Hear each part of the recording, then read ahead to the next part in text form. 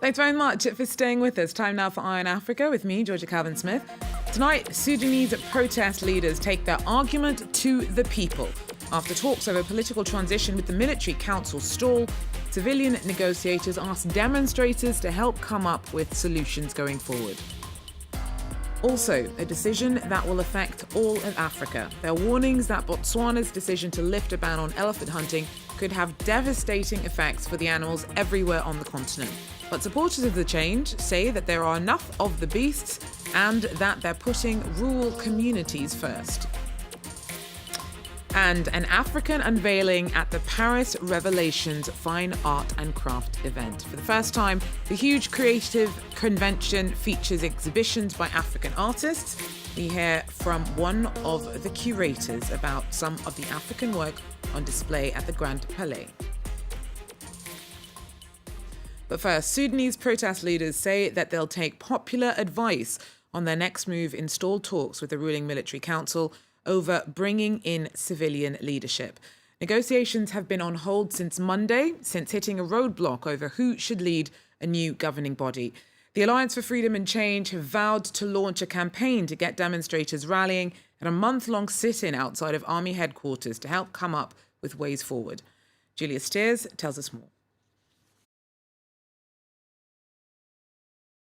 The sit-in here in Khartoum is continuing in full force. There are thousands of people here night after night coming to keep up the pressure on both sides of these negotiations between the umbrella protest group and the military council that's currently leading the country. Now, those talks have devolved for the third time this week, and people here are visibly frustrated. They've built up barricades and they've reinforced the sit-in area here in Khartoum in order to let both sides know that they won't be going away until some sort of agreement is reached. Now, the sticking point of these talks, what they can agree on, is the composition of the council that will take the country forward for the next several years until elections can be held, with both sides, the civilian and the military, wanting that ratio weighted to their side. Now, people here and protest leaders tell us that they are ready to escalate things if necessary. So not just remaining here at the sit-in, but also organizing a general nationwide strike. So that's one point of leverage that they're continuing to keep the pressure up on. They've also called for a 1 million-man march, which we've seen over the last several weeks here. Periodically, the crowd size will swell, just to remind those who are leading the negotiations that there is a lot of power still here on the streets of Khartoum and across the country, and that the people here will not go away until they get their one central demand, and that's a civilian-led government. Julia stays there for us. In other news, a Rwandan rebel leader has pleaded guilty to terror charges and admitted to working with foreign governments against Kigali. Calixte Sabimana is the spokesperson for the National Liberation Front, an insurgent group accused of carrying out attacks along Rwanda's border with Burundi and DR Congo. In December, he claimed responsibility for torching passenger buses, and on Thursday he claimed to have collaborated with Burundi and Uganda against Kigali. His mission risks further escalating regional tensions, as Rwanda's president, Paul Kagame, has long accused his neighbours of trying to destabilise his government. And the UN's brought in a coordinator of the global response to the Ebola epidemic in DR Congo.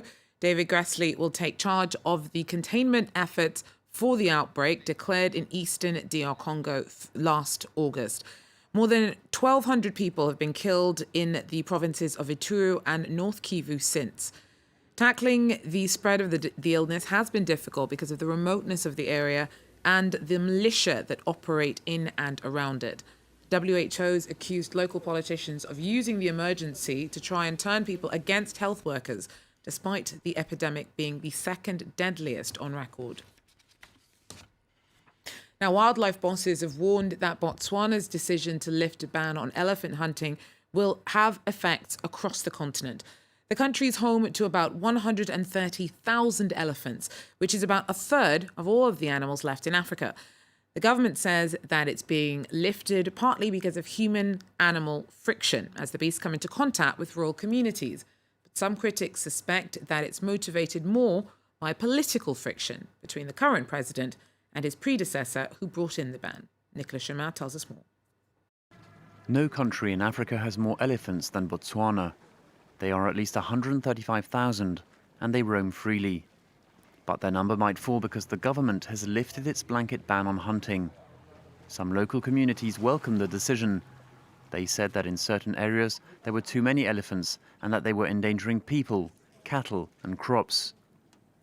President Mokwetsi Masisi, who took over from Ian Khama last year, had ordered a public review on the ban. Some observers say lifting it will be a popular move with many rural voters ahead of the general election in October.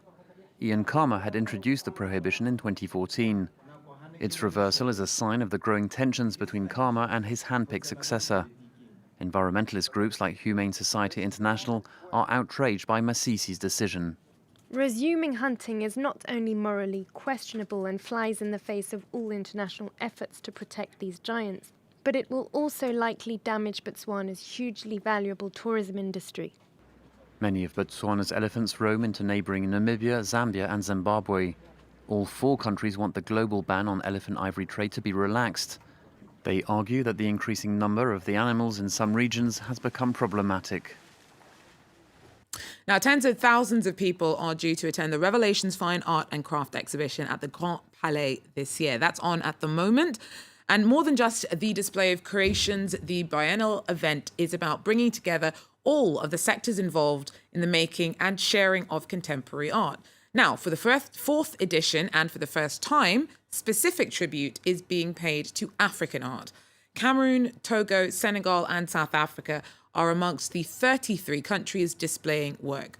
With me today is Nelly Wanji, who is responsible for helping choose some of the artists exhibiting for Cameroon, I understand it. Exactly. Nelly, thanks very much for coming in. Thank you. So, first of all, what were you looking for? No, first of all, who's exhibiting for Cameroon and what kind of work can people expect to see? For Cameroon, this is the first participation of Cameroon at this fine craft fair, and I've selected well-known artists and not that well-known artists as well, because I wanted to show something very eclectic.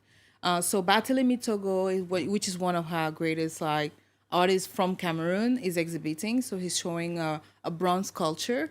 We also have Edith Thialeux. She's a young ceramist, which she's exhibiting as well. Béa Gilles Gacha is exhibiting as well. She collaborated with Fondation Gacha, Jean-Félicien Gacha from Bangulap, to present a sculpture made of pearls.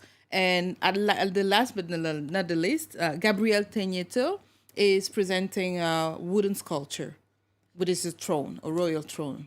Yeah. And so what were you looking for when you were picking the artists whose work you'd be exhibiting at the Grand Palais? The idea was to show different generation, because the title of my selection is Rupture of Transmission. About talking about how today on the continent we're having a lack of transmitting our heritage. And I wanted to highlight the vision of elders and the vision of the youngers. So in the selection, you have younger artists who are less than 30 years old, and you have elders who are mostly artisan craftsmen who have been experienced in creating crafts for royalties mostly. And the idea was to join their vision through the exhibition and highlight the diversity of Cameroon through something very contemporary, but something also very traditional. Talking about that distance between traditional art and contemporary art, we're talking about African art. Does that now in 2019 still convey a specific idea of a specific kind of image or a specific way of working? Or is it just identifying the geographical origins of work that may be made by an African creator? Well, actually, if you visit the fair, you will see that actually being an African doesn't mean anything when you're crafting. It's just a matter of having an idea that you want to share through your work, or having an expertise and a craft expertise that you want to also show. And I really wanted to show that, because I think that people have certain image of Africa and certain image of African craft, because when you travel to Africa, you go on the market and you see a certain craft. But today, the younger generation is reinterpreting that in a very contemporary way, because they travel a lot, they've been all over the world and they've seen things. and they're also sticking to the essence, being African. So using a specific know-how and conveying it into something very contemporary that can be shown in a place as Grand Palais, but not, showing something that isn't them, because they are African. But what does it mean being African when you're crafting and when you're doing something, if it's not just being expert in doing what you're doing?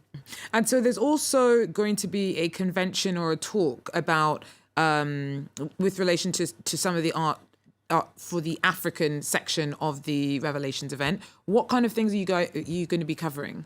Basically, it's a symposium, so it's going to be 2 conferences. The first conference is going to be about heritage, how today heritage is being valued on the continent, and what is being done for African heritage to be preserved, because that's a very big issue today, about the cultural heritage of Africa being scattered all over the world and not being preserved on the continent. And the second roundtable will be about institutions that are actually creating centers to welcome people who are willing to learn or who are willing to know more about the African heritage and willing to do things in that regard. So we've selected all the countries represented on the fair. So we will have people from South Africa speaking, we will have Togo speaking as well, Senegal as well, to have different vision of what's going on in those different countries, but at the same time highlighting that we have a baseline, which is like we have the same problem. So how are we going to get organized, all of us on the continent, to offer something different to the world and to be present as well to places like Grand Palais and showing who we are and what we're doing. Well, thanks very much for coming in, Nelly. And for those of you who might be in Paris, the Revelations exhibition will be on until the 26th. That is, though, unfortunately, all we have timed up for now with Eye on Africa. But do join us again. More news and headlines coming up, and we'll be back in about 45 minutes with more. Take care.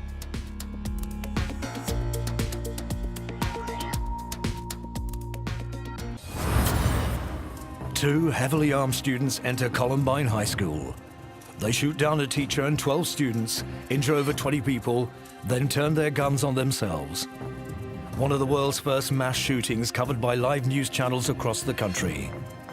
Back then, this shooting caused deep trauma and launched a debate on gun control. How to deal with the problem, train teachers to shoot, or tighter gun control legislation. 20 years later, our reporters met some of the survivors and activists fighting to bring about change. 20 years on, we revisit Columbine High School here on France 24.